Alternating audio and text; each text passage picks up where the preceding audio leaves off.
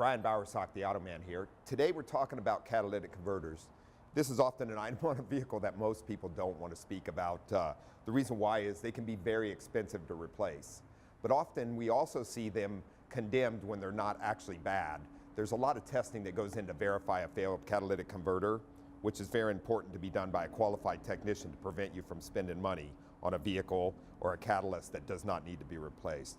But we'll start out, why do catalysts sometimes have to be replaced? Well, they're actually filled with precious metals that react to help reduce emissions on the vehicle. That's why they're on the vehicle.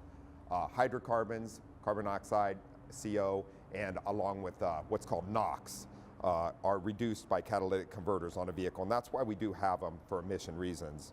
Components that have failed or going bad can often cause a catalyst to reduce its quality of activation.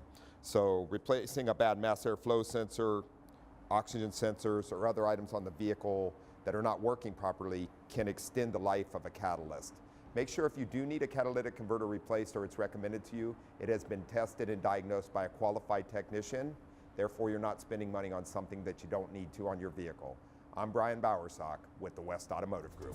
For more automotive news and helpful tips, join the Automan next Friday during News 8 at 7 a.m. and 7 p.m. on the CW. Plus, you can always listen to Auto Talk Radio every Saturday morning at 7 on the AM 760 KFMB radio.